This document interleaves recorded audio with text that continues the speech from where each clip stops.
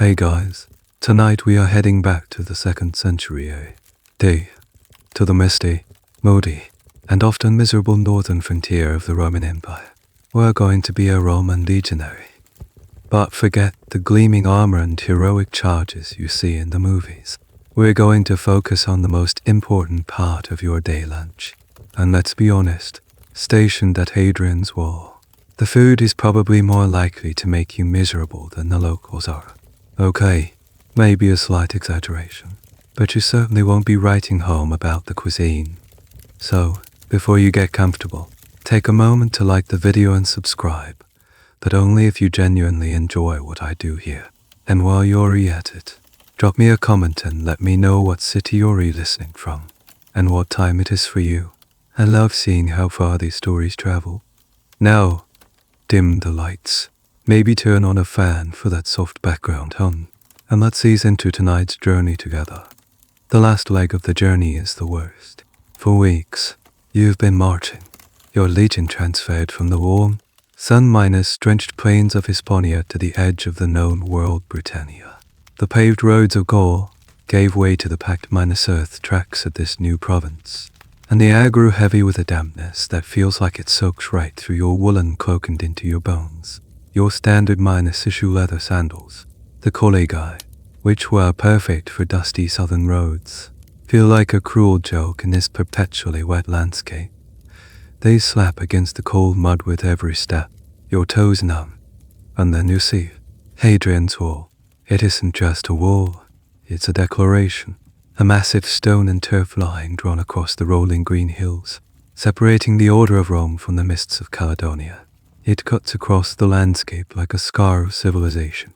To the poets and politicians in Rome, it's a symbol of power. To you, it's the end of the road. It's the cold, hard barrier that will define your life for the next 20-5 years of service. You are herded with the other new recruits through the gates of a fort, let's call it Vindolanda.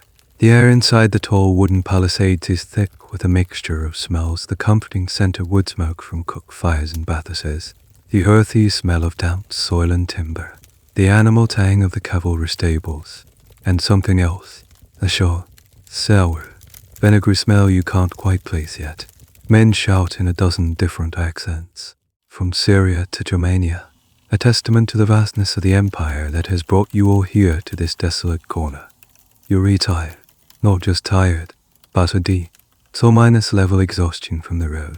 You're re-shown your barracks, a long, narrow building you'll share with your contemporanean, your squad of 7 other men. There's no time to settle in. A grizzled up-dial, an officer with a face like a crumpled map, shoves a rough wooden bowl into your hands and points you toward a steaming cauldron. This is your welcome to the north. You hold the bowl, and a ladle slops a thick, greyish paste into it. It's lukewarm. It's steamed slightly in the cold air. This, a veteran next to you grunts without looking at you. His pause. It's the bedrock of the legionary diet, the fuel that runs the Roman army. You lift the wooden spoon. The texture is gritty, lumpy. It smells of boiled grain and, well, that's about it. There's no sweetness, no richness, just the flat, earthy taste of wheat, boiled in water with maybe a pinch of salt if you were lucky. It's sustenance, not a meal.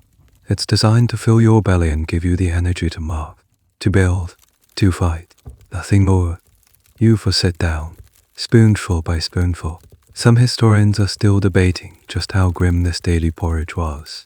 It's a point of academic controversy whether soldiers consistently had access to things to make it better. Some argue that a soldier, even a new one, would have scrounged for wild garlic or herbs to throw in, or maybe had a bit of cheese to crumble on top, turning it into a more savory, if simple, stew. Others believe that for a recruit on his very first day, this depressingly plain version was the standard welcome, a way of immediately grounding you in the harsh reality of frontier life. As you eat, you notice a strange detail about the older soldiers. They aren't just eating. Some are tending to small, heavy stone wheels. This is your first glimpse of the rotary quern, the hand-mill, and you have a sinking feeling. You realize you aren't just given the porridge. You're given the grain, the whole kernels of wheat. Grinding your daily ration into flour is your job. Your squad's job. A daily chore before you can even begin to cook. That gritty texture in your bowl suddenly makes a lot more sense. It's not just boiled wheat. It's hand-minus ground wheat, with all the tiny bits of stone from the mill mixed in. You finish the last spoonful. It sits in your stomach like a warm stone. The day ends. You lie on a straw-minus stuffed mattress in the cramped barrack. The sounds of snoring, toughing, and muttered sleep-minus talk in a half-minus dozen languages filling the space. The wind howls over the wall. A low, mournful sound that will become the soundtrack to your new life. Your stomach is full, but you don't feel satisfied. You just feel cold, and all you can think about is the heavy, gritty reality of that first bowl of northern porridge, and the mountain of wheat grains waiting for you tomorrow. The next morning begins not with a horn blast, but with a sound. It's a low, scraping, rhythmic sound that seems to vibrate through the wooden floor of the barracks. It's the sound of stone grinding on stone. It's the sound of breakfast being made, stiff and still cold. You roll off your straw mattress and see that your squad mates are already taking turns at the chore you dreaded last night. In the corner of your shared living space is the rotary quern, the hand-minus mill that is now the most important tool in your life. It's your turn to go and draw the rations. You follow the other men to the hoary UN, the granary. These are impressive structures, long and raised off the ground on stone pillars. This design isn't for show. It's a clever piece of engineering to allow air to circulate underneath, keeping the vast stores of grain as dry as possible in this relentlessly damp climate. The quartermaster, a man who seems to have been born with a permanent scowl, doesn't say a word. He simply checks your squad's tally on a wax stubborn and gestures for you to hold out a set. Another man scoops out your share, not flour, not bread, but the raw grain itself. Therefore you mentum. You feel the weight of it. This is your fuel, your currency, your life. The Roman state has promised you this grain every single day of your service. A logistical miracle that involves ships, barges, and thousands of wagons stretching all the way back to the fertile fields of southern Britain or even Gaul. But the final, crucial step in this vast supply chain is you, right here, with this sack of hard, unyielding wheat kernels. Back in the barracks, it's your turn at the quern. The mill consists of two heavy, circular stones. The bottom one, the meter, is stationary and shaped like a cone. The top one, the catalyst, is shaped like a hollowed miner's hourglass and fits over it, with a wooden handle sticking out the side. You pour a handful of wheat into the top opening. You grip the handle and begin to push. It's brutal work. The stones are heavy, and pushing the top one around in a circle requires your entire upper body. You find the rhythm: push, step, push, step. Your shoulders burn. Your back aches. Sweat starts to bead on your forehead despite the morning chill. Hey, fine. Pale dust fills the air around you, coating your tunic and getting in your nostrils. Slowly, a coarse, grayish flour begins to trickle out from between the stones. This is the main historical knowledge point. The soldiers' daily grind was literal. Their primary ration was grain, and the contubernium was responsible for milling it themselves. One of your squad mates, a Thracian with arms like tree-minus trunks, shows you a trick: dribble a tiny bit of water into the mill as you grind. It helps to keep the dust down, but makes the resulting flour a bit clumpy. The arguments about the best way to grind are apparently a daily ritual. Historians are still piecing together the precise logistics. While we know the standard ration was around 2 pounds of grain per soldier per day, it's still debated whether this was a precise measure handed out daily, or if a squad was given a larger sack to manage for a week, accounting for spillage and pests. The exact daily routine of ration distribution and processing remains a subject of ongoing research, pieced together from archaeology and the faint traces of military paperwork. As you work, you notice something unsettling. Tiny flecks, darker than the grain, are mixed in with the flour. It's grit, sand, little bits of the volcanic stone from the quern, chipped away by the constant grinding. And here is a strange and slightly grim fact of your life. You're just now discovering you will be eating stone dust with every single meal. Archaeologists examining the teeth of Roman skeletons found near Hadrian's wall have found evidence of extreme dental wear. It wasn't just the rough food. It was the constant, abrasive presence of grit in their flour, slowly grinding down their molars over years of service. You won't know the scientific detail, of course. You'll just know that your teeth start to feel sensitive, and that your bread always has a certain crunch to it. After what feels like an eternity, your shift is over. Someone else takes the handle, and you scoop up the flour you've made. It's nothing like the fine, white powder you might have seen in a city bakery back home. It's coarse, flaked with bran, and gritty.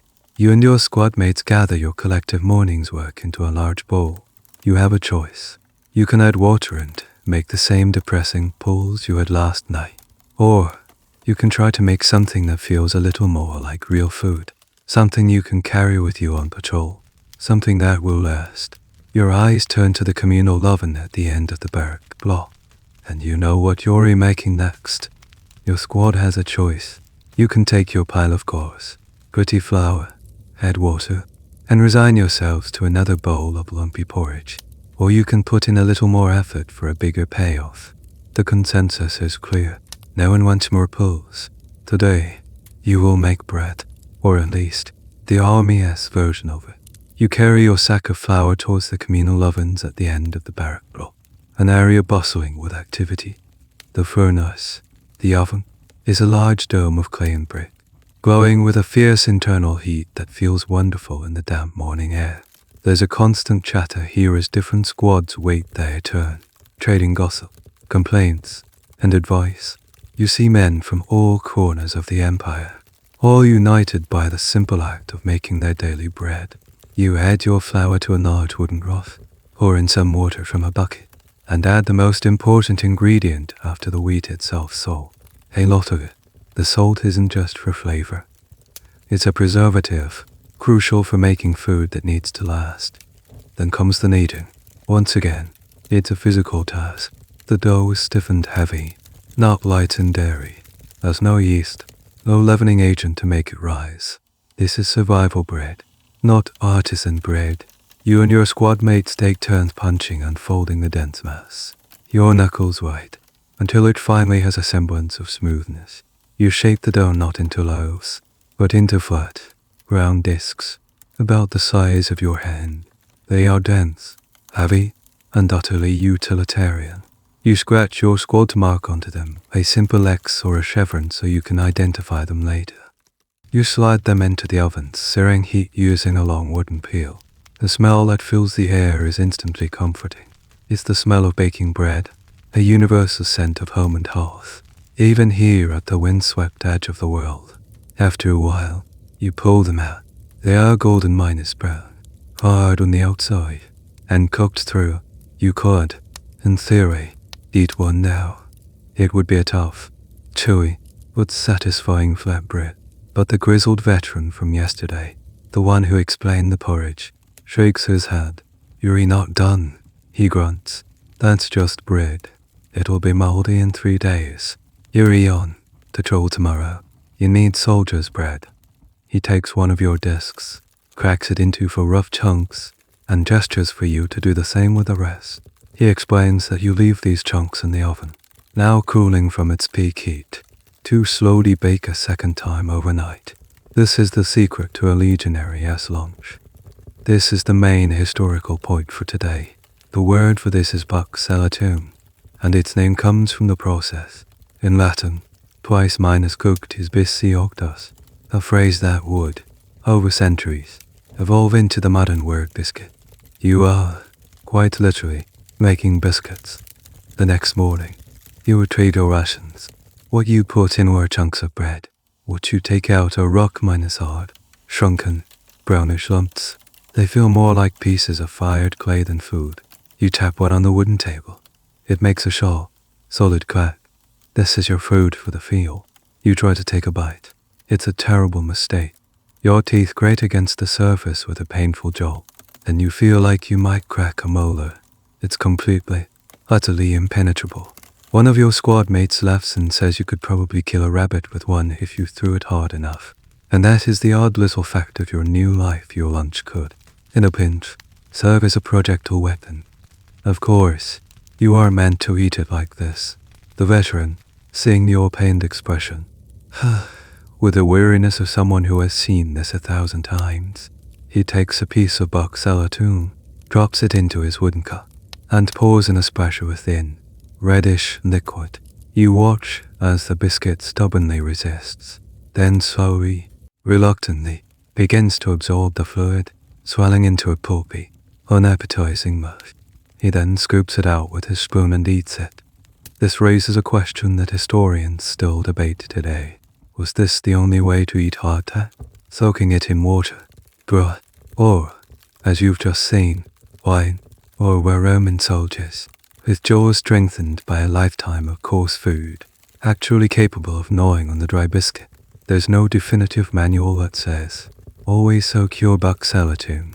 It's entirely possible that a soldier in a hurry on patrol would just try to gnaw off a corner, or that a man with good teeth might prefer the crunch. It likely came down to personal preference, the state of one's dental health, and how much time you had for your meal. You look down at the sack filled with these stone miners-like biscuits. They are heavy, promising a soul back on the mud.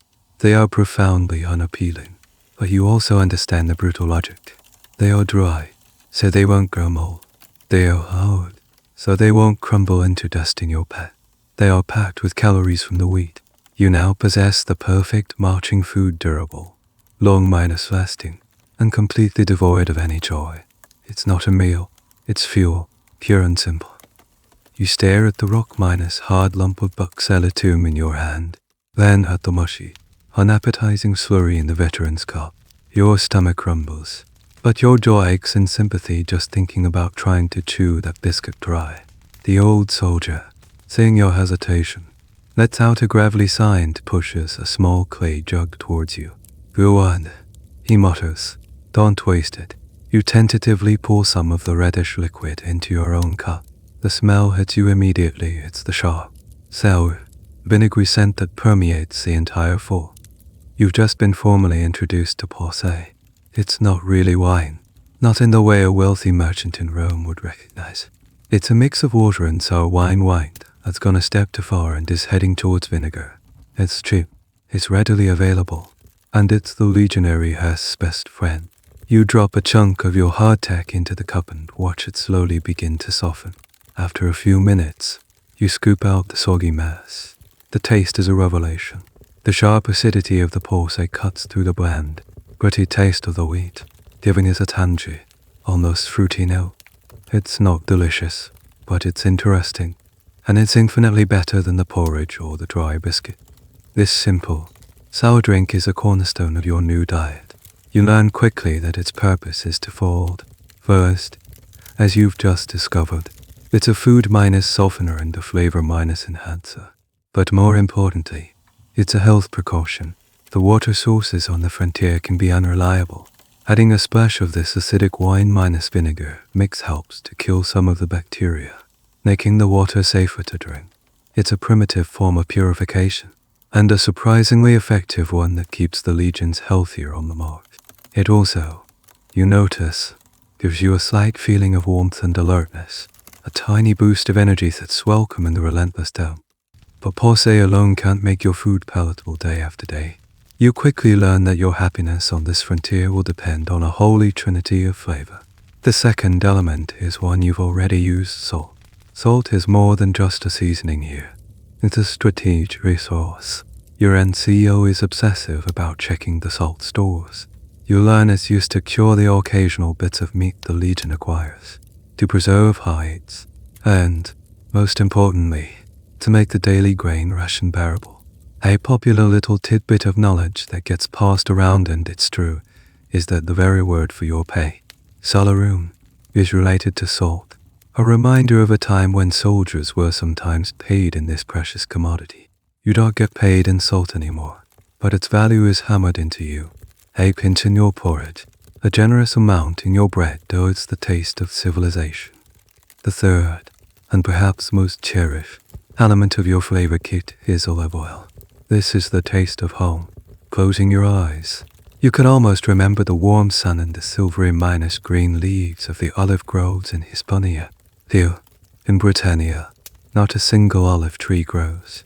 Every drop of oil in this fort has been shipped in clay amphorae, traveling hundreds of miles by sea and land. It's a logistical miracle, and it's treated like liquid gold. And this is where you learn a strange new fact about Roman life. The oil you're given isn't just for cooking. A small ration of it is for your body. After a trip to the bath-ish, you're expected to rub oil on your skin and scrape it off with a curved metal tool called a streakill. This is how you wash. So the same substance that you use to fry an egg if you're ever lucky enough to get one is also your soap. It's also used to keep your leather gear supple and to fuel the small clay lamps that provide a flickering light in the long, dark, northern nights. The quality of this all-minus purpose oil, however, is a point of contention and one that historians still debate. Was every soldier given a standard ration of good quality oil? Or was it another thing you had to purchase yourself? The general consensus leans toward the latter. The army might provide the basics, but anything beyond that came out of your own pocket. The oil you can afford is likely the cheap stuff, the aluminum, the dregs from the last pressing of the olive. It's thick, a bit bitter, and a world away from the golden, fragrant oil you remember from home.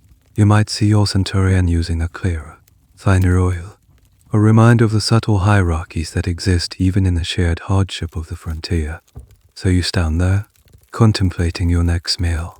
You have the coarse flour, the stone-hard biscuits, and now you have your tools to make them edible, the sour posca to soften and add tang, the sharp salt to awaken the flavor, and the precious, greasy olive oil to add richness in the memory of the sun.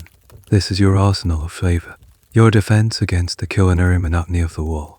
Your diet is simple, repetitive, and built on these three pillars. For now, it's enough, but you're already starting to look at the bleak hills beyond the fort, wondering what else might be out there to eat. The initial novelty of making your buck cellar to medible with posca and a drizzle of oil wears off with alarming speed. After a week on patrol, a routine of marching through mist and drizzle fueled by soggy, vinegary wheat mush, your palate starts to scream for something, anything, different. The landscape around Hadrian's wall looks bleak and unforgiving, all rolling hills covered in coarse grass, heather, and bracken. It doesn't look like a place that provides much in the way of food. But you start to notice the older soldiers, the ones who have been here for years, occasionally stooping as they walk the perimeter or returning from guard duty with their helmets or small pouches filled with stuff. They don't announce their finds. It's a quiet, personal form of foraging that supplements the monotonous grain ration. Curiosity and a desperate craving for flavor gets the better of you. You ask one of the veterans, the same quiet man who showed you how to soak your biscuit, what HES looking for. He doesn't give you a lecture. He just points. First, he points to a low-growing bush with dark green leaves and small, purplish-black berries. He calls them Virginia bilberries, or what you might think of as wild blueberries. He pops one in his mouth and hands you a few. The taste is a burst of sweet and tart flavor that feels electric on your tongue, shocking contrast to the salty, sour, gritty food you've been living on. It's the first truly fresh thing you've eaten in weeks. This is the main knowledge point for today. Roman soldiers were expert foragers. The army didn't officially issue fruit or vegetables as part of the standard ration, but it was absolutely expected that soldiers would supplement their diet with whatever the local landscape could provide. It was a matter of health, morale, and practicality. At archaeological digs at Vindolanda, they have found the seeds of these very wild berries, proving they were being gathered and eaten inside the fort. Your education continues. The veteran shows you how to identify wild celery and sorrel along the banks of small streams. They're sharp. Tangeli is perfect for chopping up and mixing into your porridge to cut the blandness. He points out thickets of raspberry rubus idu and blackberry rubus fiuticosas, their thorny branches promising a sweet reward in the late summer. You learn to spot the bright red of wild strawberries hiding in the grass. It's like the landscape has suddenly switched from monochrome to color. These little bursts of flavor become the highlights of your day. You also learn what not to touch, a lesson hammered home with grim stories of new recruits who got a bit too experimental. The veteran points out the glossy, inviting minus-looking berries of nightshade, warning you that they will tie your guts in knots and worse. It's a crucial skill, learning to distinguish between a trailside snack and a trip to the camp's physician. And here you stumble upon a more curious and slightly odd piece of your new diet. The veteran points to a patch of what looks like weeds, with broad, flat leaves. He calls it laxona, which you do recognize as nipplewort, or common sow thistle. It's a bitter green that, when boiled, it becomes a palatable, if not exactly delicious, side dish. Archaeologists have found evidence of these weeds being consumed, not just as famine food, but as a regular part of the diet. It's a reminder that the Roman concept of food was much broader and more opportunistic than yours. If it was edible and it grew nearby, it was on the menu. The academic world still has debates surrounding the extent of this foraging. Was it an occasional treat, or a systematic, almost daily activity that formed a significant part of the soldier's caloric intake? Some historians argue that given the sheer number of men stationed on the wall, the local environment would have been stripped bare very quickly, making foraging a limited bonus. Others contend that the soldiers, being spread out across numerous forts and mile castles, could have sustainably harvested from the surrounding area, especially since patrols took them into different territories every day. The truth probably lies somewhere in the middle, varying by season and the specific location of the fort. You start carrying a small cloth pouch on your belt on every patrol. Your eyes are no longer just scanning the horizon for signs of trouble. They are scanning the ground, the bushes, the stream banks, a handful of berries, a few tangy leaves, a mushroom you've been taught to identify by a Gaulish squad mate who grew up hunting them. These become your treasures. One evening, back in the barracks, you crush a handful of bilberries and stir the resulting purple paste into your bowl of plain old wheat porridge. The color is shocking, a vibrant swirl of purple in the greyish mush. The taste is even better. It's sweet, fresh, and completely transforms the meal. It's not a feast. It's not the food of home, but it's something you found yourself. A small victory against the culinary boredom of the frontier. It's a taste of the wild, and it gives you a tiny sense of control over your own plate. That small taste of freshness, the ghost of the wild bilberries, lingers in your mind long after the bowl is clean. It's a reminder that flavor exists beyond the walls of the fort.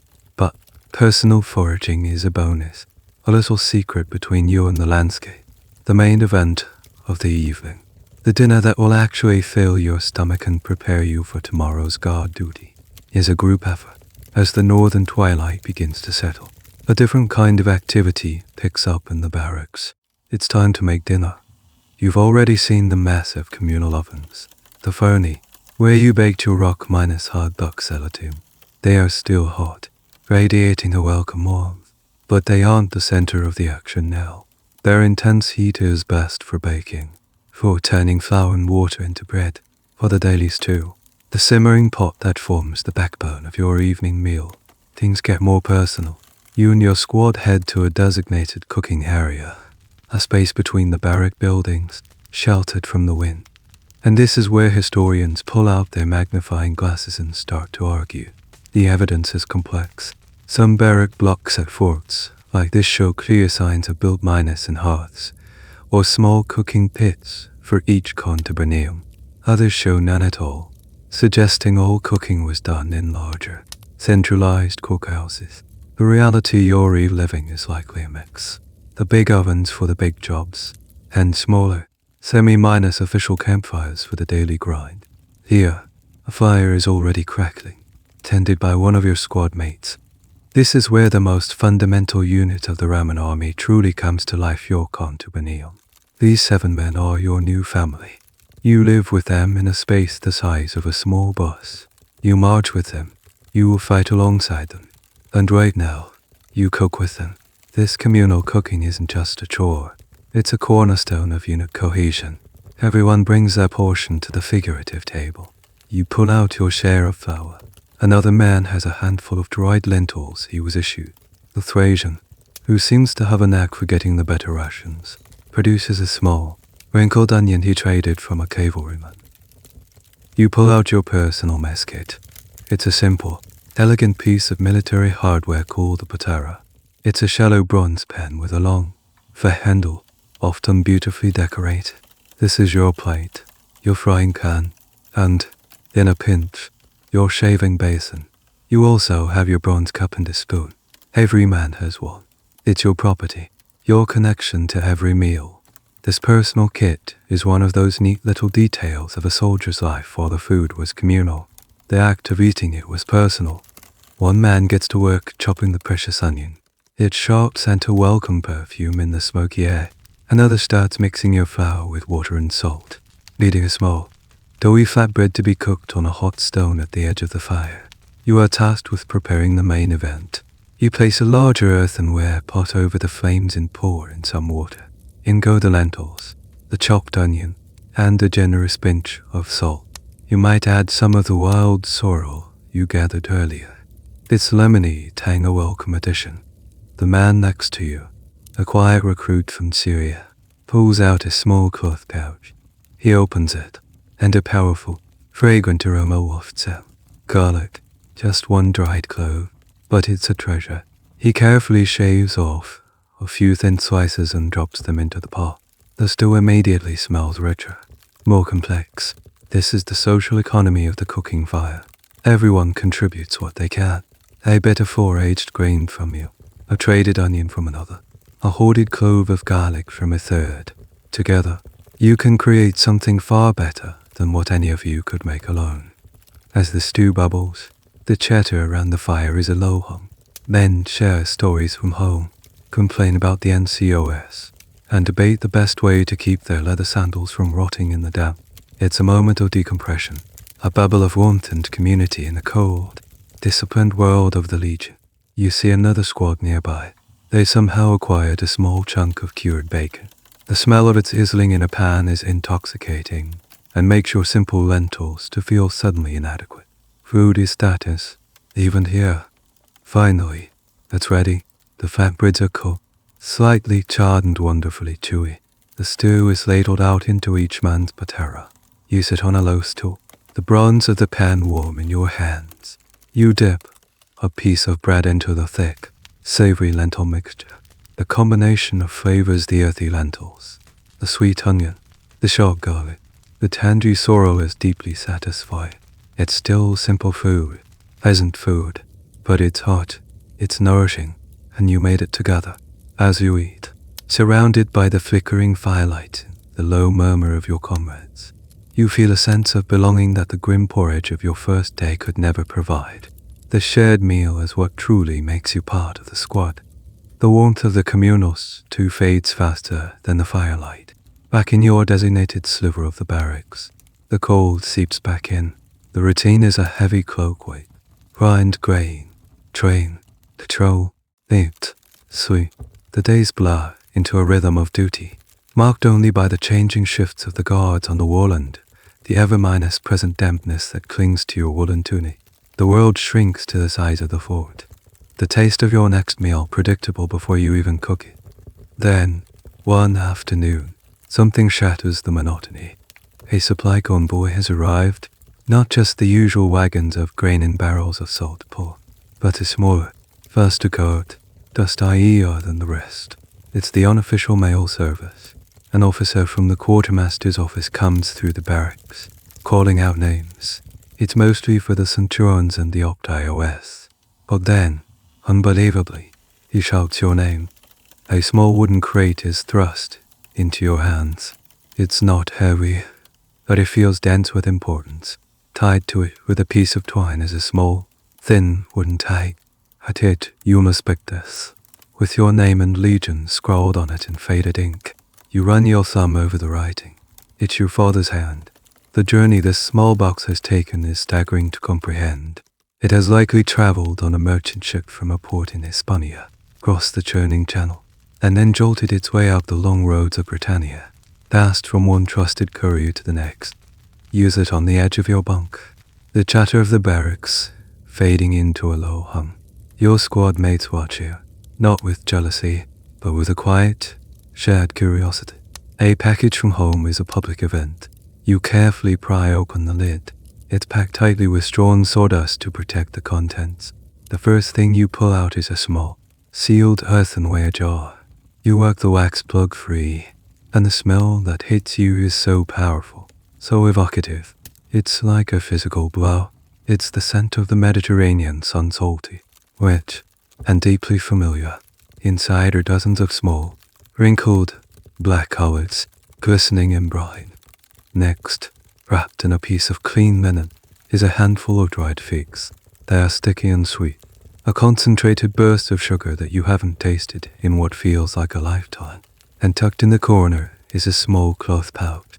You open it, and the sharp, piney scent of dried rosemary fills the air. It's the herb that grew wild on the hills behind your village.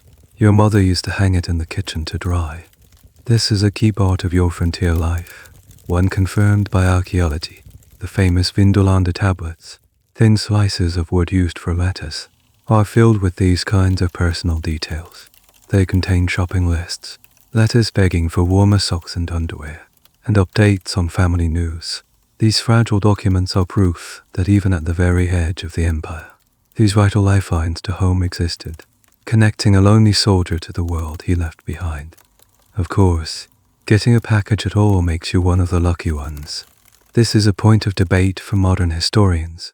Was this network of informal mail-in packages available to every soldier? Or was it a privilege reserved for those with families who had some means? Could the son of a poor tenant farmer in Thrace ever expect such a gift? The consensus leans towards it being a luxury. You look at the men around you, their faces lit by the dim light of the barracks, and you realize that for many of them, the only mail they will ever get is a new set of orders. You take one olive from the jar.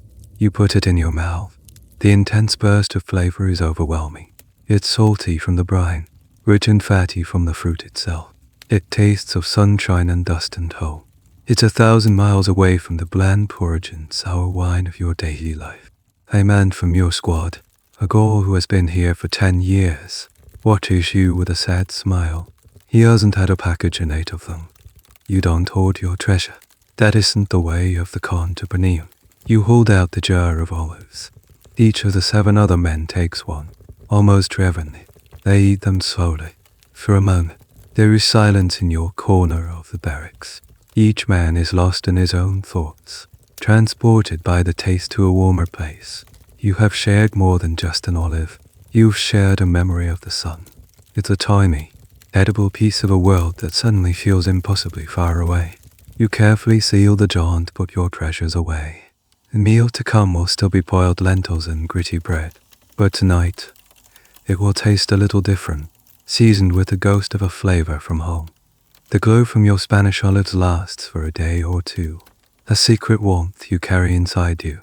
You add a single, shaved sliver of your dried fig to your morning porridge, and the burst of sweetness makes the gritty wheat almost luxurious. But these are fleeting ghosts of flavor. The reality of the frontier diet quickly reasserts itself: the hard biscuit, the bland stew, the sour wine. The routine is king. One evening, you are given a simple task: take a bundle of freshly repaired leather straps from the workshop to the centurion's quarters. Your centurion, a man named Cassius, is a career soldier, hard but generally fair. You've only ever seen him during drills or inspections. A figure of authority clad in his gleaming scale armor and transverse crested helmet. You've never been near his hull. As you approach his designated building, you realize just how different it is from your own barracks. Instead of one long block crammed with 80 men, the centurion gets a whole self-contained house. It's built on the same basic Roman plan, with rooms arranged around a small central courtyard, offering a degree of privacy you can only dream of. It's a physical manifestation of the gulf between his rank and yours. And then the smell hits you. It stops you in your tracks a dozen paces from his door. It's not the familiar, smoky scent of the communal, cooking fires.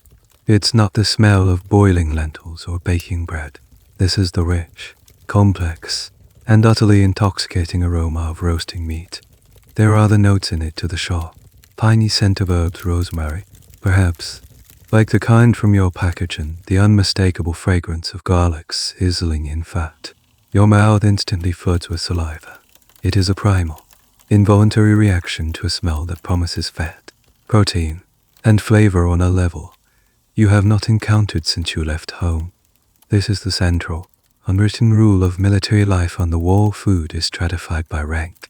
While you and your 7 squad mates are pooling your resources to make a simple stew, your officer is preparing for a proper dinner. You hand the straps to a servant, AC alone, a personal attendant that high-minus ranking officers were allowed, who opens the door. You catch a glimpse inside.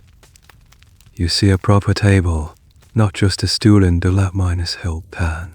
You see wine amphorae of finer clay, ones that you know hold better quality wine, not the sour Posca issued to the troops. An older legionary carrying a bucket of water sees you lingering, sniffing the air like a hungry dog. He nods towards the centurion's door with a wry, knowing look. Smells good, doesn't it? He says, not unkindly. That's how the other half lives. He explains the simple economics of the fort. A centurion earns at least 15 times what you do. With that money, he doesn't have to rely solely on the standard miners, issue grain and salt pork. He can buy things. He can afford the choicest cuts from the pigs raised for the legion, or buy a whole goose or a chicken from a local farmer who comes to trade at the gates. He can afford imported spices, bitter oil, and wine that was actually meant for drinking, not just for disinfecting water. And here you learn a fascinating, if slightly demoralizing, truth.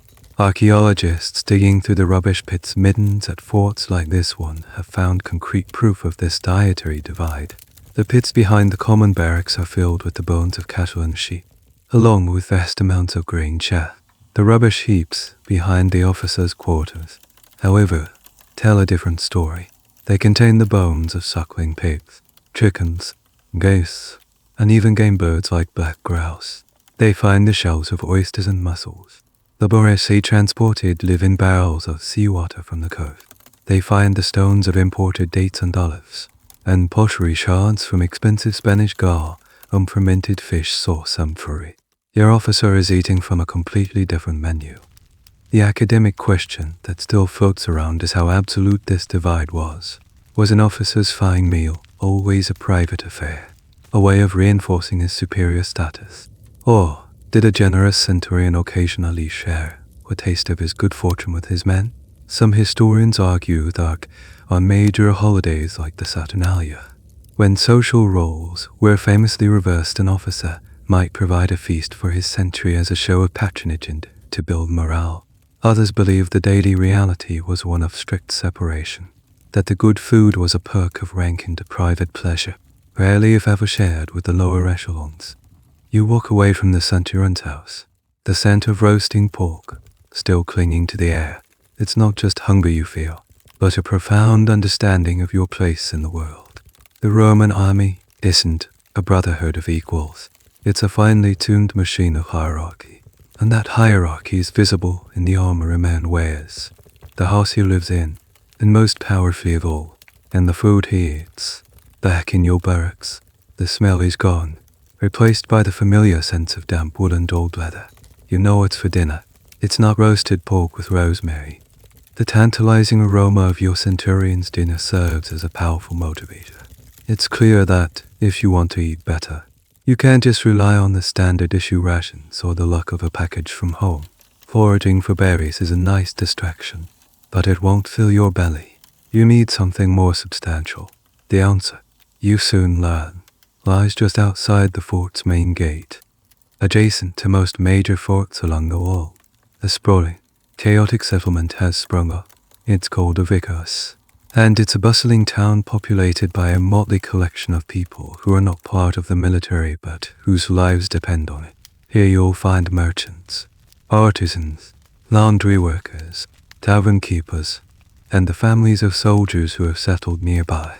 It's a messy, lively, semi-minus official place that acts as the bridge between the rigid world of the Roman military and the local Celtic minus-speaking population, the Britons. On your next off-minus duty day, you decide to explore. You don't have much to trade. Your pay is meager, and most of it is already earmarked for new boots or contributions to the camp burial fund. But you have things the locals might want. In your pack, you have a small, slightly chipped Roman oil lamp you don't use, a broken miner's off-strap buckle made of bronze, and a handful of those mass miners produce low minus denomination Roman coins that are practically useless in the fort, but might have value out here. As you step out of the fort, the atmosphere changes instantly. The rigid lines and right angles of the military camp give way to the curving, muddy lanes of the Vicus. The air smells different, a mix of peat smoke, roasting grains, and unfamiliar cooking spices. The language you hear is a blend of Latin dialects and the lilting, musical sounds of the Britannic tongue. You see local tribesmen, wrapped in plaid wool cloaks, bartering with Assyrian merchants selling glassware. It's the frontier in microcosm. You wander through the makeshift market, your eyes wide. A woman is selling fat, gritty minus-looking cakes made from a grain you don't recognize. You point, and she says a word you think sounds like oats. This is a major point of interest for archaeologists and food historians. Wheat was the preferred grain of the Roman army, the food of civilization. Oats were considered by most Romans to be a coarse, inferior grain, suitable only for animal fodder. But here in the north, oats grow well in the cool, damp climate. The local Britons had been cultivating and eating them for centuries. For them, it was a staple. You decide to trade. You offer the woman the bronze buckle. She examines it, bites it, then nods. She hands you 2 of the oatcakes. You take a bite. The texture is rougher than your wheat bread, and the flavor is nuttier, earthier. It's not better or worse, just different, and different is a feast. Your next encounter is with a man selling cheese. This isn't the hard, salty military miner issued cheese that's more akin to a building material. This is fresh, soft cheese, likely made that morning from sheep or goat's milk. It's pale and crumbly. You trade your small oil lamp for a decent minus-sized chunk wrapped in a large leaf. The taste is creamy, tangy, and slightly grassy. It's a world away from the age, desiccated stuff you get in your rations. This informal trade between soldiers and locals is a crucial, if often undocumented, part of the frontier economy. Historians still debate the nature of this relationship. Was it generally peaceful and symbiotic, a simple economic exchange, or was it fraught with tension, with the Romans using their military power to bully the locals into unfair trades? The evidence from places like Vindolanda suggests a surprisingly integrated community.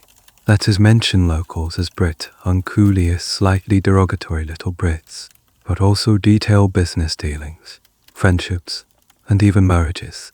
The reality was likely complex, a mixture of cooperation, mutual suspicion, and economic necessity.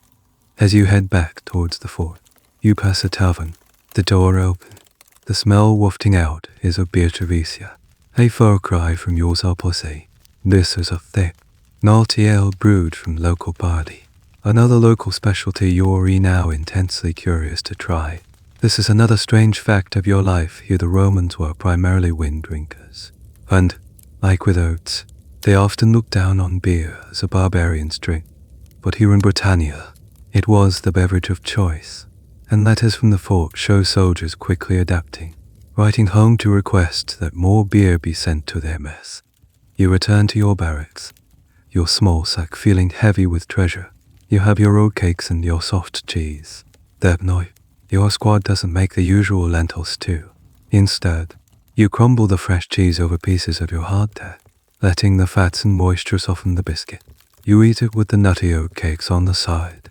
It's a strange fusion meal: Roman military biscuit, local Britannic oatcake, and fresh cheese that belongs to both worlds. It's more than just a different taste.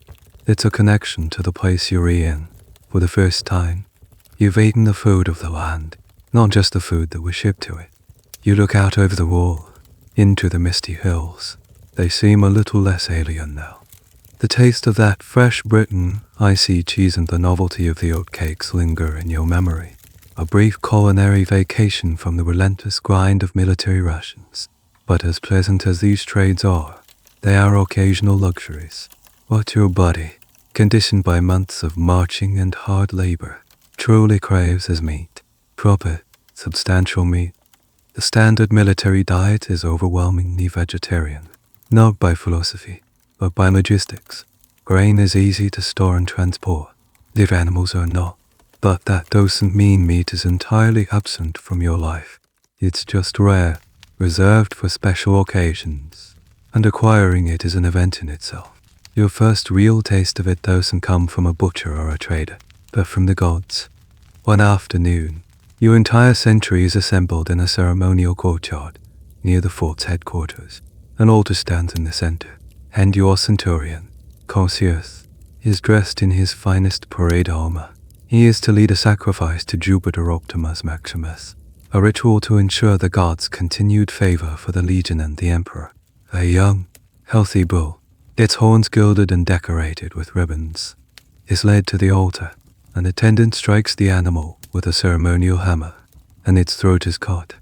The whole affair is solemn and deeply religious, but you and your squad mates, standing in the back ranks, are focused on what happens next.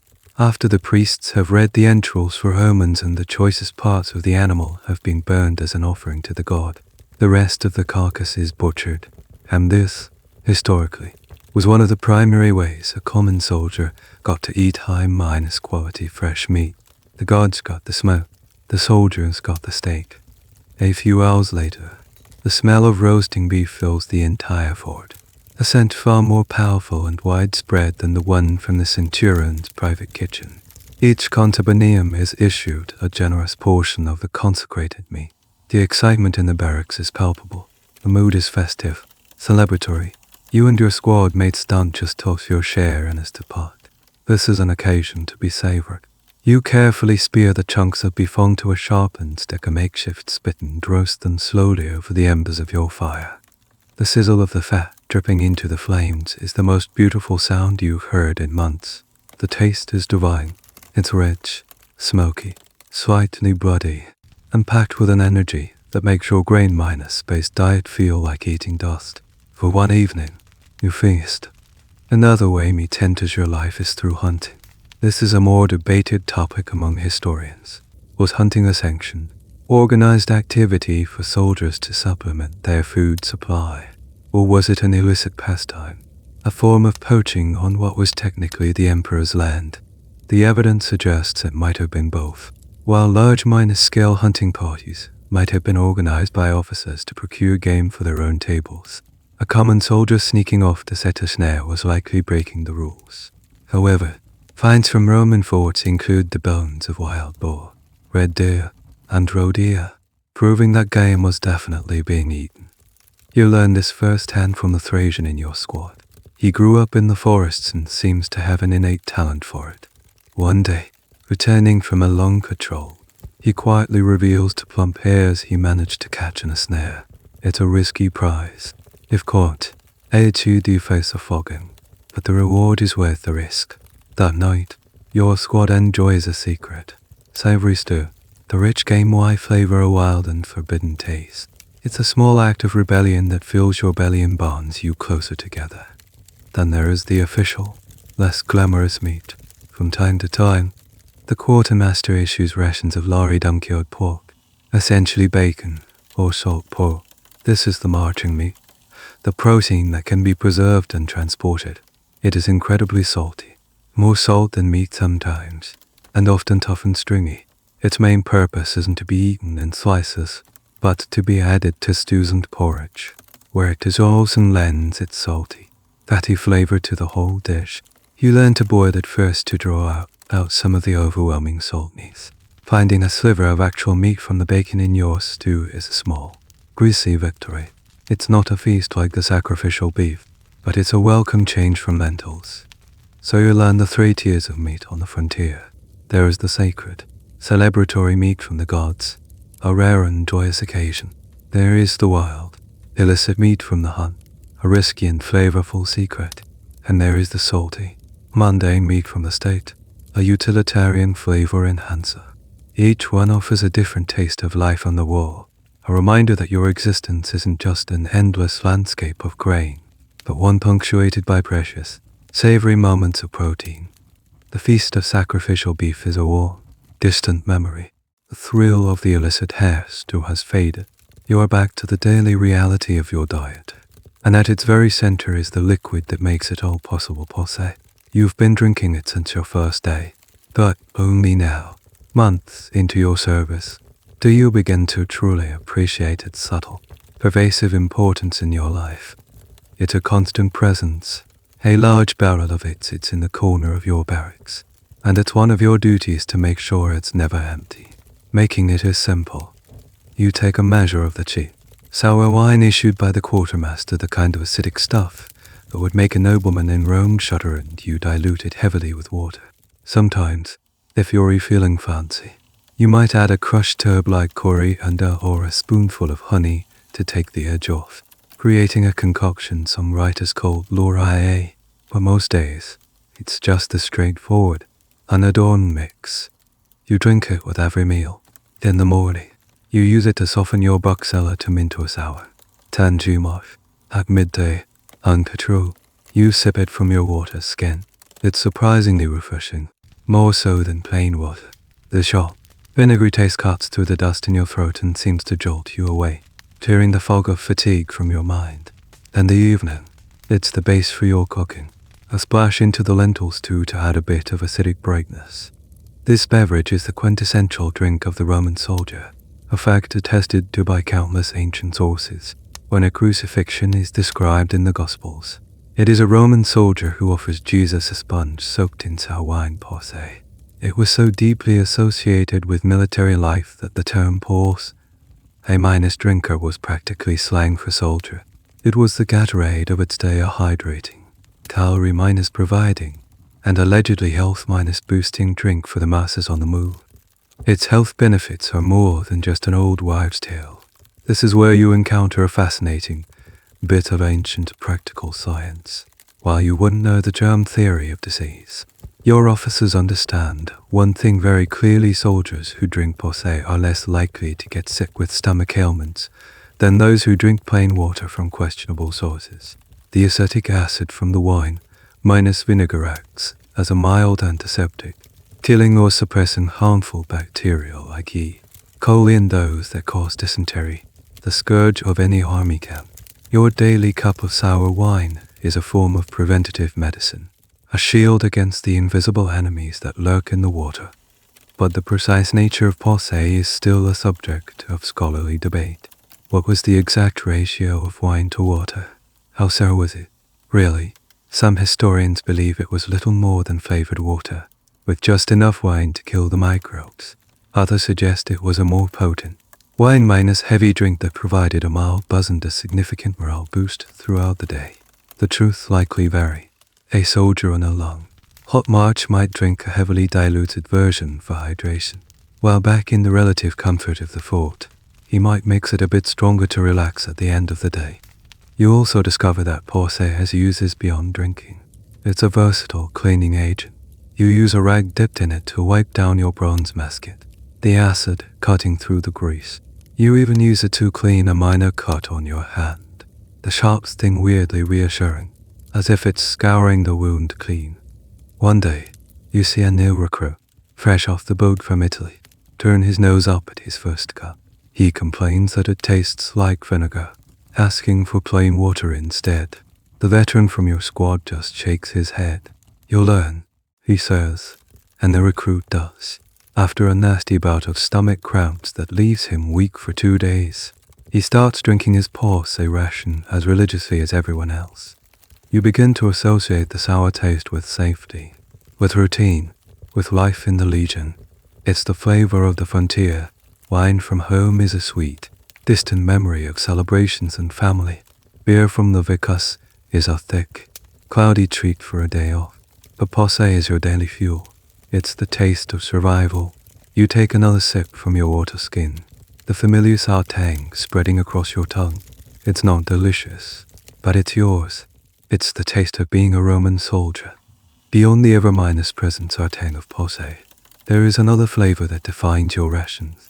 One that speaks of preservation and long journeys, the taste of hard cheese. Just like the wheat that forms your bread and the salt pork that flavors your stew, cheese is a food born of necessity, a way of transforming perishable milk into a durable, portable, protein-minus packed ration that can survive the trip to the northern frontier. From time to time, the quartermaster issues your squad a wheel of cheese. It's not like the soft, crumbly stuff you traded for in the Vicus. This is a different beast entirely. It's a large, heavy, solid wheel, with a rind as tough as old leather. Cutting it requires a sharp knife and a good deal of muscle. The cheese inside is pale yellow, dry, and intensely salty. This is quesos formaticos, cheese made in a former mold. Its production is a testament to Roman ingenuity. Fresh milk would spoil in a day, but by adding a coagulant, like rennet from an animal's stomach, separating the curds from the whey, pressing the curds into molds, and then salting and aging them for weeks or months, you create a food that is stable for travel. This process removes most of the water, concentrating the protein and fat, and the salt acts as a powerful preservative, preventing the growth of harmful bacteria. You grate a small amount of it into your evening stew. It doesn't melt into a creamy sauce, but rather dissolves into small, savory particles, adding a sharp, salty depth of flavor that complements the earthy lentils and grains. Or, you might break off a small chunk and nibble on it alongside a piece of buxella tune that you've softened in Posca. The combination is a trifecta of preserved tastes: the twice-minus baked biscuit, the soured wine, and the salted, aged cheese. It's the signature flavor profile of the Roman army on the march. The Roman love for cheese is well minus documented. Writers like Pliny the Elder and Columella wrote extensively about different cheese minus making techniques across the empire. From the smoked cheeses of the Apennines to the fresh cheeses of Gaul, it was a staple food for everyone from the poorest farmer to the emperor himself. This makes its presence in your rations entirely logical. It's a key source of calcium and fat, vital for maintaining strength and health in a diet that could otherwise be lacking. Here you learn a curious detail about Roman food. While you would happily eat this hard, aged cheese, the Romans had a peculiar aversion to butter. Pliny described butter as the food of northern barbarians, something they used as an ointment rather than a food. For the Romans, this civilized fat was olive oil. Eating butter was seen as uncouth and foreign, so all the local Britons might be churning butter from their cow's milk. You and your comrades stick to your cheese and to imported oil. Another small culinary line drawn between us and them. But what kind of cheese, exactly, are you eating? This is a question that fascinates food historians and archaeologists. Was it a specific type? A military minus grade cheese produced en masse in designated regions? Or was it simply whatever cheese was available in the supply chain? Sourced from different parts of Britain or Gaul? Analysis of pottery shards, which can sometimes trap fat residues, suggests that a variety of cheeses were consumed. Some might have been hard sheep's milk cheeses, similar to a modern pecorino, while others could have been made from cow's or goat's milk. The term military cheese probably didn't refer to a single recipe, but rather to a category of hard, aged cheeses suitable for transport. And long story. One afternoon, a discussion breaks out in the barracks about the best cheese. A man from Gaul swears the best stuff comes from the mountains near his home, smoked over pine wood. An Italian from a sheep minus herding family argues that nothing can beat a true pecorino, aged for a full year until it's sharp enough to make your eyes water. You listen, grating your own standard minus issue block onto your rations. It tastes of salt, of stored time, of the vast logistical network that brought it here. It doesn't taste of any particular home. You realize that this cheese is the perfect metaphor for your life as a soldier. It's tough, it's salty, it's stripped of its local character, and it's made to endure. It's not meant to be savored for its delicate notes, but consumed for its utility. It's a dependable, if an exciting, source of strength, a small, hard piece of the machinery that keeps the Roman Empire running, even here at its cold, wet, northern edge. Life on the wall is a study in earth tones, the green and brown of the hills, the grey of the stone in the sky. the beige of your wheat rations. The flavors are similarly grounded earthy grain, sour wine, salty cheese. You are 100 miles from the nearest coastline, a man of the rolling inland, hills and muddy tracks, so he comes as a profound shock when, one day, the routine is broken by a new smell, a smell you would never expect to encounter here the sharp, briny tang of the sea. A specialized supply guard has arrived, and the quartermaster is issuing a special ration. It's not a necessity like grain or salt, but a rare supplement. You are handed a small portion of something dark, leathery, and intensely pungent. It's salted fish. The fish, most likely herring or mackerel, were caught off the coasts of Britain, gutted, and then packed in barrels with enormous quantities of salt. Over weeks of transport, the salt has drawn out all the moisture, leaving behind a desiccated, preserved husk that is more salt than fish. The smell is powerful, almost aggressive. Some of the newer recruits from inland provinces wrinkle their noses, but the veterans know what a prize this is. You don't eat it as is.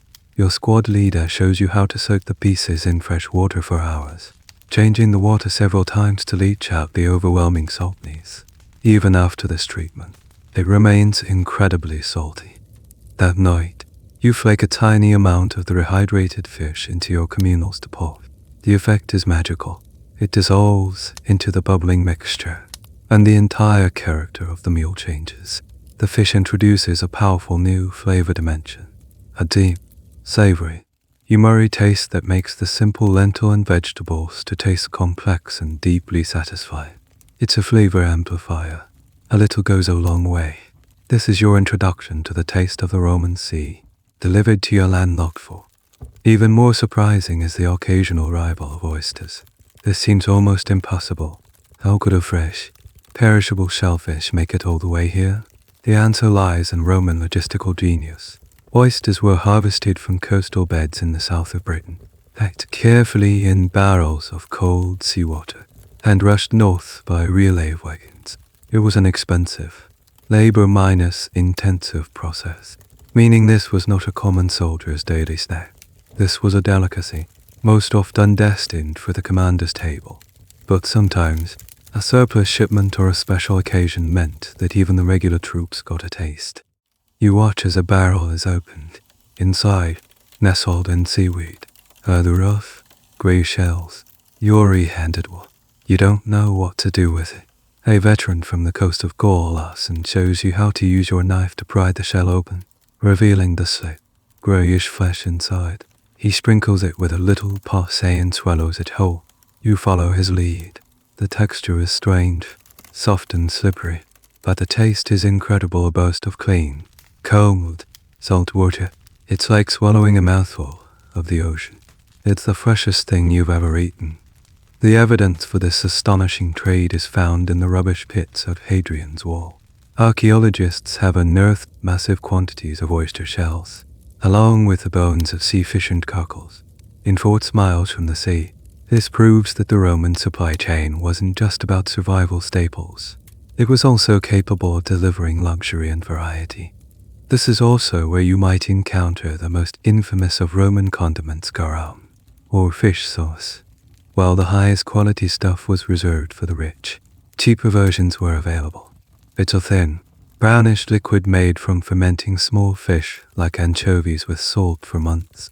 The smell is famously pungent, but the taste, when used sparingly, is a pure, savory explosion. A few drops in it can transform it. Whether the common soldiers on the wall regularly received rations of garum is a subject of historical debate.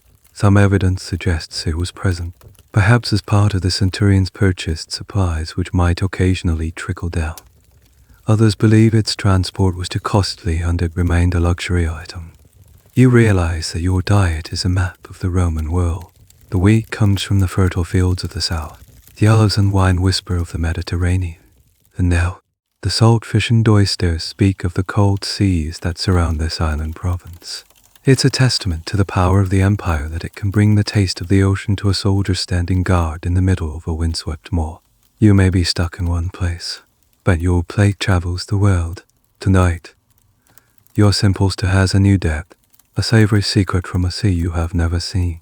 and the memory of that single, salty oyster is a pearl you will carry for a long time. Life settles into a predictable, grinding rhythm, dictated by the trumpet calls that signal the changing of the watch, the novelty of even the strangest foods, the salty fish. The four-aged greens fades into the background noise of your daily existence. Your world is one of duty, discipline, and the quiet, ever minus present complaints that other soldiers' true native tongue.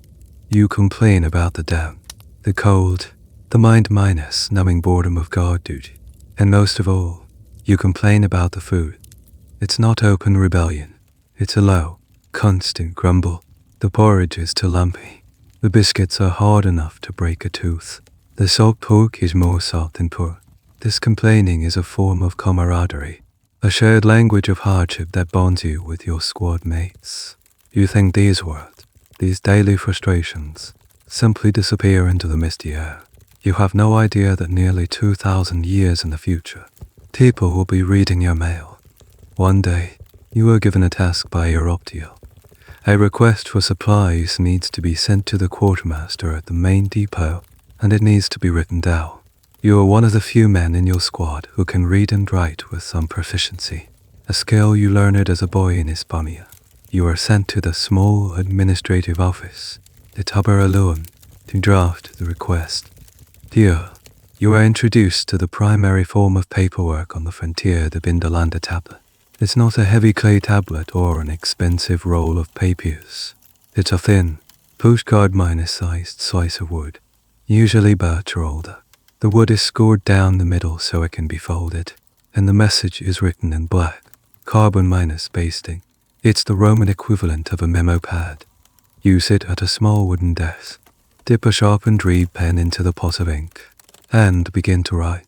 As you work, you notice a pile of discarded tablets in a corner, waiting to be reused or burned. You idly pick one up. It's a fragment of a letter, the ink faded but still legible. It's from one soldier to another at a different fort. I have sent you pairs of socks from Saturnalia, 2 pairs of sandals, and 2 pairs of underpants. You stare at it. It's so mundane, so human, a man worrying about his friend's cold feet. This is the incredible archaeological discovery that gives us the most intimate glimpse into your life. In the 1970 seconds on 80 seconds, archaeologists at Vindolanda began excavating deep, waterlogged ditches where the Romans had thrown their rubbish. The anaerobic, oxygen-free conditions of the wet soil had miraculously preserved thousands of these wooden tablets. They are the single most important source of information about life on the Roman frontier, a treasure trove of everyday details. You pick up another fragment. It's part of an official strength report, listing soldiers who are sick AEGRI or have been assigned to other duties. But mixed in with these are the private letters. You find a birthday invitation from the wife of the fort's commander to her sister, one of the earliest known examples of writing by a woman in Latin. You see a soldier named Mosculus writing to his commanding officer, Flavius Cieriles, asking for more Beatricia to be sent to his detachment, complaining that the men have none. This is a stunning revelation. Your grumbling, your requests, your private jokes and concerns, they are all here, captured in ink. One tablet is a shopping list. Another is a desperate plea from a merchant who claims he was beaten and robbed by soldiers, seeking justice. And the food complaints are everywhere. References to badly milled flour, requests for tasty morsels, and deals for lentils and bacon are common themes. The academic world is still poring over these documents, and new translations and interpretations emerge all the time. One ongoing debate is about the literacy rate in the army. The very existence of these tablets suggests that reading and writing were more common than previously thought. At least for basic tasks. Was every soldier literate? Almost certainly not. But was there at least one man in every company, like you, who could handle the necessary paperwork? It seems increasingly likely. Here you encounter a truly odd and specific detail from the tablet's mention of polai, chickens. We know from the bone evidence that officers ate chicken. But one tablet is a list of expenses, and on it is the entry for 5 denarii worth of chickens for the troops' holiday. It's a tiny detail, but it opens up a huge window. It suggests that on some special occasions, even the common soldiers might get to feast on something other than pork or beef. You put the tablets down, a strange feeling washing over you. The men who wrote these letters are long dead. Their complaints about the beer and the cold have echoed into silence. And yet, here they are, their words, their handwriting, their everyday concerns, preserved in a sliver of wood. You look at the supply request you've just written. It's a simple list of grain, salt, and leather hides. You wonder if, 2 millennia from now, someone might dig it out of the mud and read it. A direct message from your world to theirs. The thought is so bizarre, so impossible, that you shake your head, finish your work, and get back to the familiar, solid reality of your duties. The year winds down. The northern sky becomes a permanent, heavy lid of grey, and the sun is a fleeting visitor. The wind whistling over the wall carries a new kind of bite, a promise of the deep, bitter cold of winter. Morale in the fort sinks with the temperature. The routine feels heavier, the food blander, the prospect of another identical day almost unbearable. And then, a word starts to pass through the barracks, a word that carries with it a spark of warmth and light. Saturnalia. Back home, it's the most joyous festival of the year, a week minus long celebration in honor of the god Saturn. It's a time of feasting, gift minus giving, and, most importantly, a temporary suspension of all the normal rules. For a few days, the world turns upside down, but you assume that here, at the frozen edge of the world, such traditions would be a forgotten luxury. You are wrong. The signs start subtly. The normally relentless schedule of drills is relaxed. The atmosphere in the fort, usually tense with discipline, becomes looser, almost festive. Men are crafting small, simple gifts, say carved wooden token, a polished stone to exchange. There's a genuine air of excitement building, a collective holding of breath for the official start of the holiday. On the first day of the festival, you are summoned not to the training ground, but to the main courtyard. It has been decorated with sprigs of evergreen, a touch of defiant green against the bleak winter landscape. Long tables have been set up, and the fires of the communal ovens are blazing hotter than ever before. The smell is what truly tells you this is no ordinary day. It is the rich, glorious scent of roasting pork, not the faint ghost from the centurion's quarters, but a full minus, throated aroma that fills the entire fort. This is the main event, the cornerstone of Saturnalia, the feast, and it is a true feast, an act of generosity from the commanders to the men. Today, there is no gritty porridge, no rock minus hard biscuit. Before you is a spread that makes your eyes water. There are huge platters of roast pork with crackling skin, the meat so tender it falls apart. There are chickens, just like the Vindolanda tablet mentioned, roasted to a golden brown. There are bowls of lentils and beans, but today they are enriched with chunks of bacon and flavored with expensive herbs. And for dessert, there are small cakes sweetened with precious honey, and bowls of dried figs and dates. Luxuries you haven't seen since your package from home. The wine being passed around is not Posca, it's real wine, fruity and warming, served undiluted. But the most astonishing part of the feast is not the food itself, but who is serving it. You line up with your bowl, and the man holding the ladle, scooping a generous portion of roasted meat and gravy onto your plate, is your centurion, Cassius. He's not wearing his armor. HES in a simple tunic. He isn't shouting orders. He is smiling, telling you to eat up. You've earned it. Your flint minus faced up trio comes by and fills your cup with wine. This is the central, bizarre, and wonderful tradition of Saturnalia, the reversal of roles. For this one day, the masters serve the slaves, and the officers serve the soldiers. It's a moment of sanctioned chaos, a world turned on its head. You sit at the table, being served by the very men who would normally have you flogged for a dirty uniform.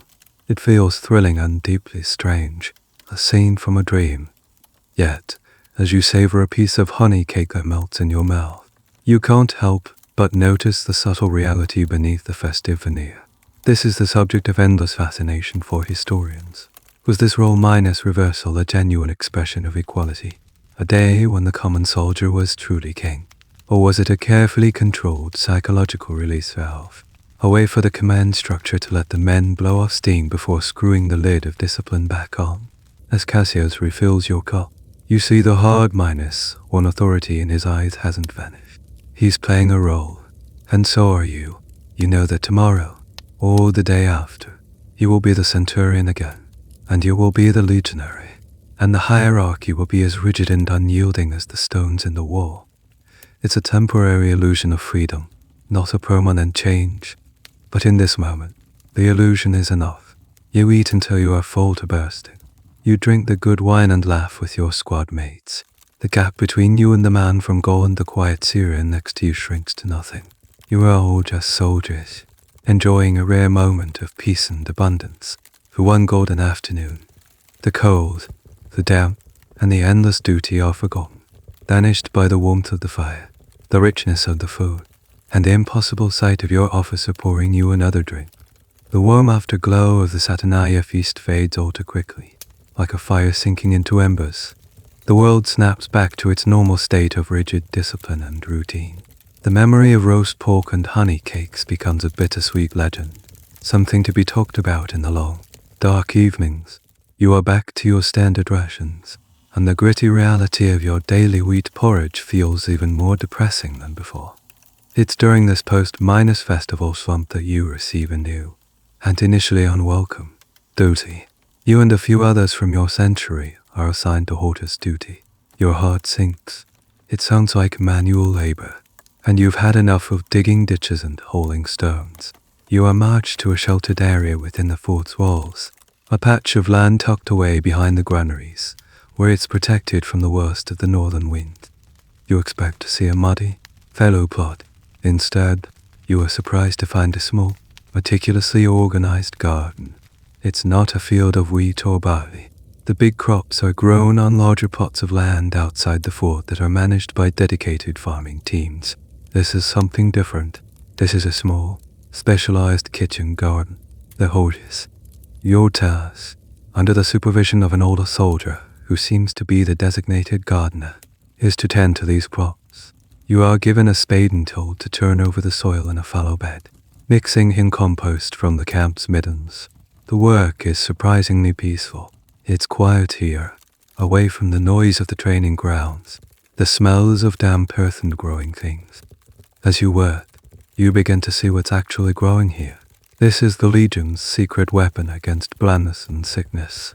Here in these carefully tended beds are rows of herbs and vegetables, a living pantry of freshness. You see hardy leafy greens like kale and cabbage, their leaves curled tight against the coal. You recognize bunches of celery, onions, and leeks, the essential flavor minus building blocks for any good stew. There are root vegetables like carrots, which you'll be surprised to learn are often purple or white, not orange, and parsnips, which can be stored in the ground and dug up as needed throughout the winter. This garden is a key piece of the Roman military food strategy, and its existence is confirmed by archaeology. Excavations at forts have uncovered the pollen and seeds of a wide variety of cultivated plants, from celery and dill to turnips and beets. This proves that the Roman army didn't just rely on shipped minus and grain. They actively cultivated small scale gardens to provide fresh produce and variety for the troops. The garden is also home to the fort's pharmacy. The soldier in charge, the medicus, points out different herbs to you. You see chamomile, which he explains is used to make a calming tea to help men sleep. There's mint, good for settling an upset stomach.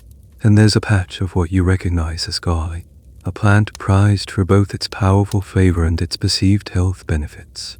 You learn that a poultice of crushed garlic and moss is a standard field dressing for minor wounds, believed to ward off infection. Here you discover a strange little botanical fact. Among the familiar herbs is a patch of something called henbane. The medicus warns you to never, ever touch it without his supervision.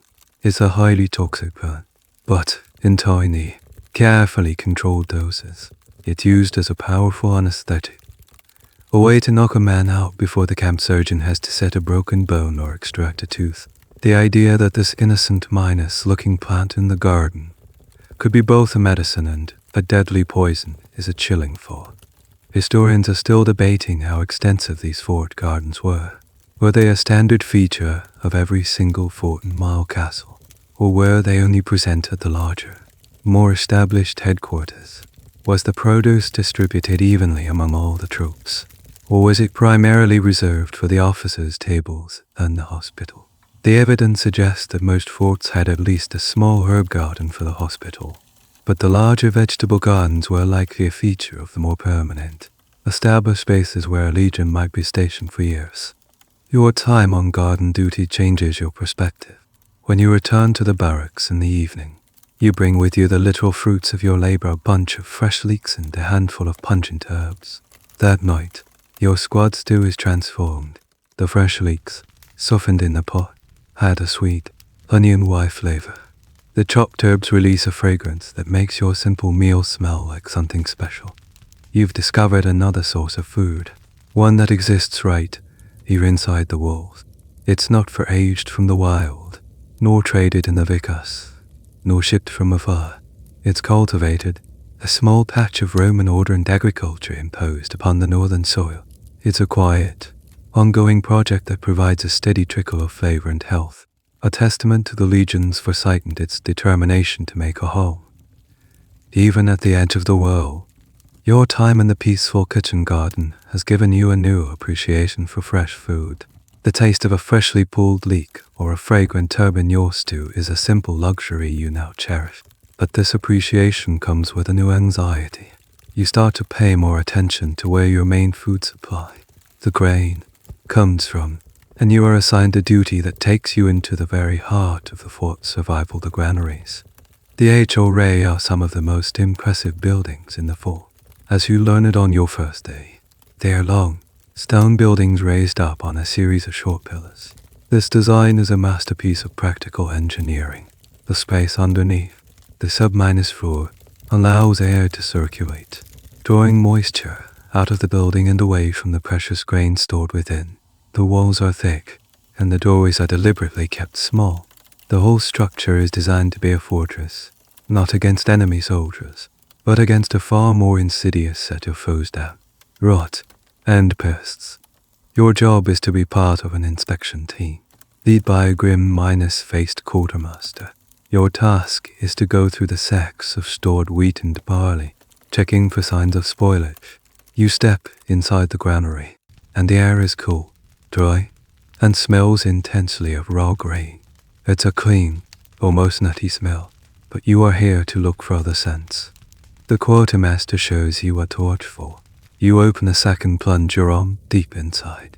The wheat should feel cool and flow smoothly through your fingers. He has you bring a handful to your nose. It should smell only of wheat. Then he takes you to a sack that has been quarantined in the corner. He opens it, and a musty, slightly sweet, and unpleasant smell wafts out. Mold, he says, his voice flat. He shows you the clumps of grain stuck together, a faint grayish minus white fuzz coating the kernels. This entire sack is now useless for human consumption. It will be Ray minus designated as low minus, grade animal feed, or simply burned. This is the Legion's constant, silent war, keeping thousands of tons of grain dry and edible in the relentlessly damp climate of northern Britain is a monumental challenge. A leaky roof or a crack in the floor could lead to catastrophic losses, threatening the food security of the entire garrison. Then you encounter the next enemy. As you sift through a handful of grain from another sack, you see them, tiny, dark specks that are not dirt. You look closer and see they have legs, Carculiones, or grain weevils. These tiny beetles are a plague. They lay their eggs inside the wheat kernels, and their larvae eat the grain from the inside out, leaving hollowed minus out husks. An infestation can ruin a silo's worth of grain in a matter of weeks. This is a detail of Roman life that is both mundane and fascinating. We know from ancient agricultural writers like Varro that the Romans were obsessed with pest control. They had all sorts of folk remedies and practical solutions, like lining the granary floors with a type of mortar made from clay and olive-oil dregs, which was thought to deter insects. Archaeologists have found the charred remains of infested grain in burned minus down Roman granaries. a clear sign that this was a battle they sometimes lost. The debate among historians on this topic revolves around effectiveness. How successful were these Roman methods? Did a fort like Vindolanda experience regular, significant losses of their stored grain to dampen pests? Or was their building technology so effective that spoilage was a minor, manageable problem? The sheer scale of the granaries suggests they were planning for long minus-term storage and anticipated some level of loss, building in a surplus to compensate. Finally, the quartermaster warns you about the most visible enemy, rats and mice. The raised floors of the granaries help to keep them out, making it harder for them to gnaw their way in from below. But they are persistent. You see cats, semi-minus feral but tolerated, slinking around the outside of the buildings. They are not pets. They are the Legion's biological pest control, a furry first line of defense against rodents. This is another strange little fact of your new life. The cats you see are not for cuddling. They are furry little soldiers fighting their own war. You spend the day in the cool, dusty twilight of the granaries, plunging your arms into sack after sack of grain. It's tedious, repetitive work, but you begin to understand its vital importance. Every single meal you eat, your porridge, your bread, your biscuits starts right here, in these carefully guarded storehouses. The battle for the frontier isn't just fought with sword and shield on the wall. It's also fought right here, in the silent, dusty dark, against the invisible armies of mold, weevils, and rot. You leave the granary at the end of the day, sneezing from the dust, with a newfound respect for the simple, clean handful of wheat you are issued each morning. The walls of the fort, which once felt like a protective embrace, now often feel like a cage.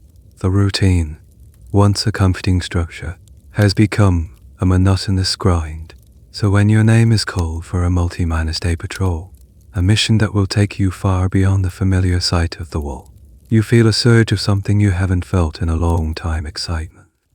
The mission is simple reconnaissance, a 5-man team, tasked with scouting a remote valley several days, march to the south, checking for any signs of unrest or an authorized settlement. You pack your gear with practiced efficiency, your heavy wool cloak, your personal mess kit, your water skin filled with Posca, and, of course, the food. You are not taking flour. There will be no time for grinding or baking. Your leather satchel is filled with the densest, most durable fuel available: a hefty bag of buckcella and a large chunk of the hard, salty military cheese. Marching without the full legion is a different experience. The silence is profound, broken only by the crunch of your sandals on the rough track, the whisper of the wind, and the occasional call of a bird. The landscape is vast and empty, the rolling hills stretching out in every direction. There is a sense of freedom, but also a heightened sense of vulnerability. You are a tiny Roman island in a vast, potentially hostile sea. On the first evening, as dusk settles, your decurion on the NCO leading the patrol calls a halt near a small, gurgling stream, in a spot sheltered by a rocky outcrop. There is no barracks, no communal fire pit. You are making camp in the wild. This is where your training truly kicks in. 2 men are posted as sentries, while you and the others get to work. Your first task is fire. You gather dry twigs and fallen branches, and using a flint and steel from your kit, you carefully strike sparks into a small ball of dried moss you carry for this purpose. When the moss catches, you gently nurture it into a small, crackling fire just big enough to cook over, but not so large as to be seen for miles. Now for dinner, you look at your rations. The dry biscuit and hard cheese seem even less appealing out here in the cold, but you are not going to eat them dry. You fill your bronze patera with water from the stream, place it at the edge of the fire, and drop in a few chunks of the buckcella. As they slowly soften, you grate in some of the hard cheese and add a handful of wild onions you spotted growing by the stream bank during the last hour of the march. You stir the mush with your spoon. The result is a thick, savory, hot paste. This is the quintessential Roman soldier's field meal. It's a simple, 1-man creation that requires minimal equipment and uses the standard, durable rations. It's not elegant, but it is heart, filling, and deeply comforting after a long day's march. You sit by the fire, scraping your pan clean, the warmth of the food spreading through your belly. The academic controversy here is one of imagination versus reality. Some romantic depictions of Roman soldiers show them expertly hunting and fishing on patrol, feasting on trout and wild game every night. The reality you are living is far more mundane. While a skilled soldier might be able to set a snare and get lucky with a rabbit, a small patrol on a specific mission would not have the time or the authorization to conduct a full minus-scale hunt. Their primary goal was to rely on the rations they carried. The foraged extras, like the wild onions, were an opportunistic bonus, not the main course. Here, you learn a strange and practical trick for brewing a hot drink without a kettle.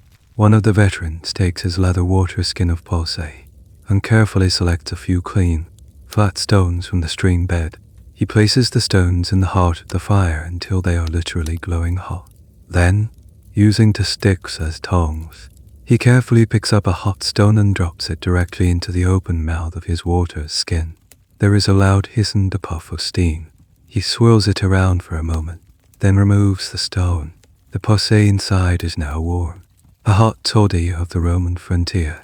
It's a clever, if slightly risky, way to get a warm drink into you before you sleep. As darkness falls completely, you take your turn on watch, staring into the immense, star-minus-filled blackness. The fire is banked to a dull glow. The world feels ancient and silent. You are completely self-minus reliant, sustained by the simple, durable food in your pack and the skills you've learned. You are no longer just a cog in the machine of the fort. You are a Roman soldier in the field, living by your wits and your rations.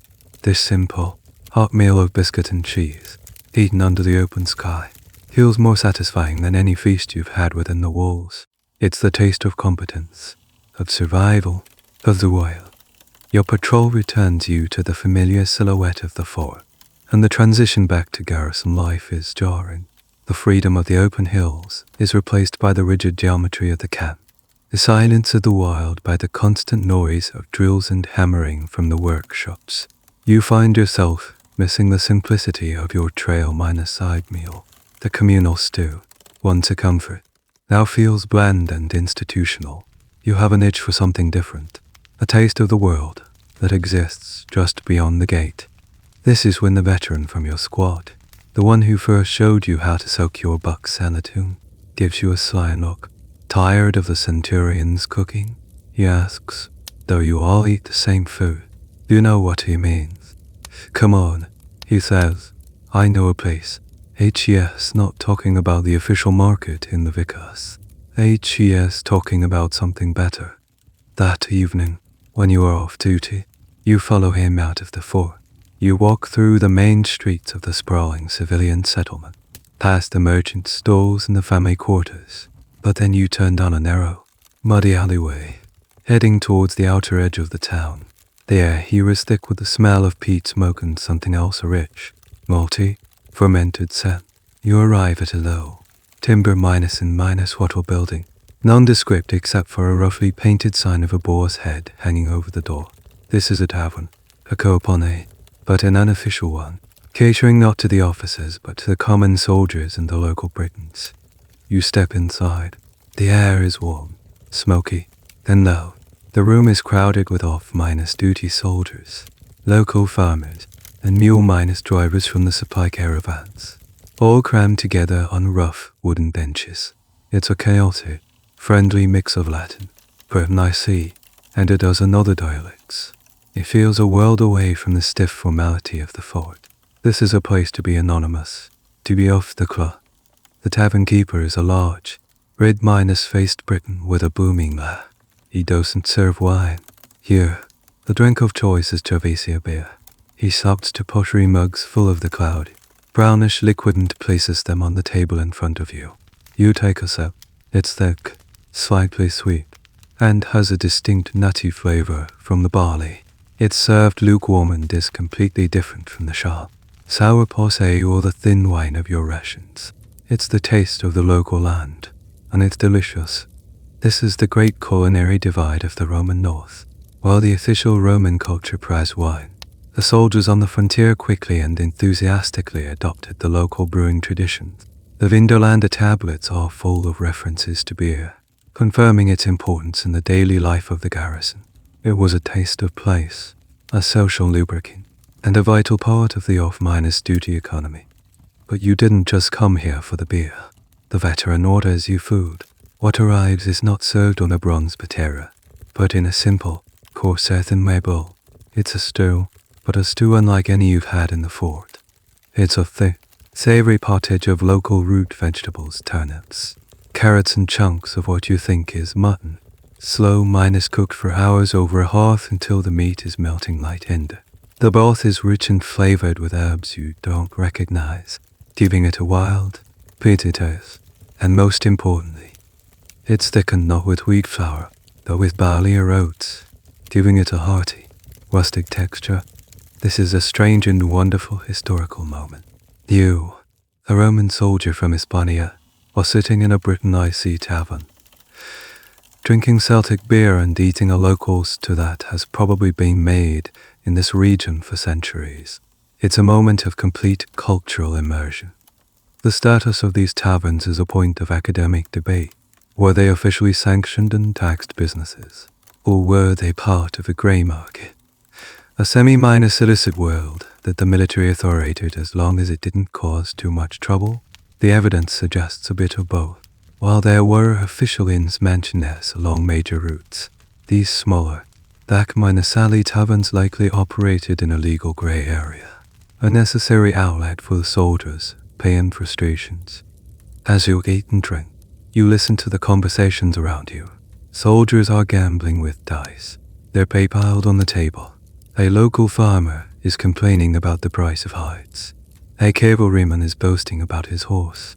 This is the real news network of the frontier, a place where information and gossip are traded far more freely than inside the fort. You learn more about the state of the province in an hour here than in a month of official briefings. You leave the tavern late, your belly full of warm stew and good beer, your head swimming slightly. You've tasted the real flavor of Britannia, not the processed, packaged version delivered by the Roman state, but the authentic, local version.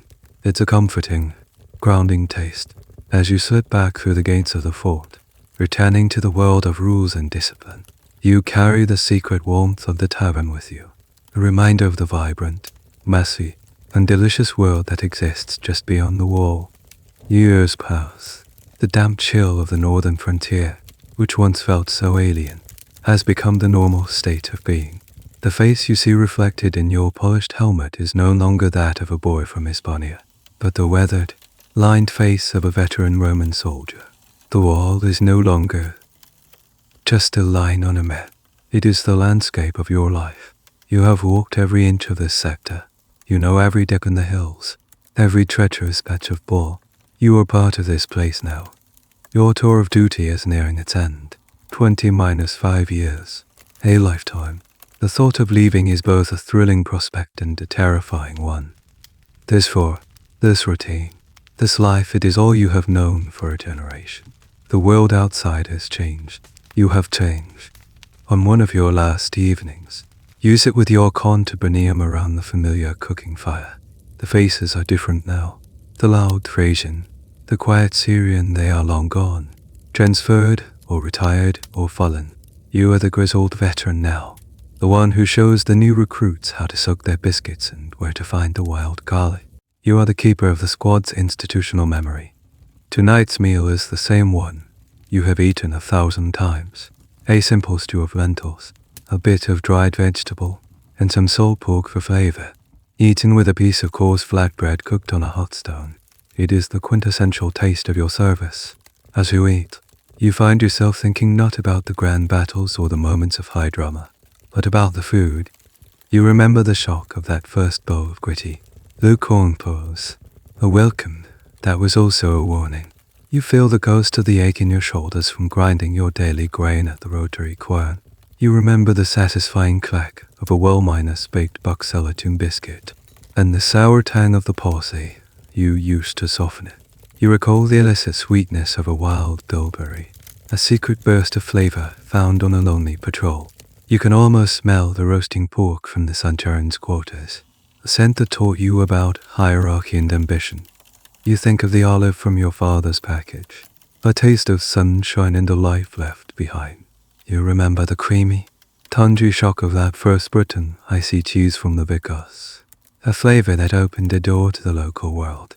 The memory of the Saturnalia feast, with its impossible luxury and role minus reversal, still brings a smile to your face.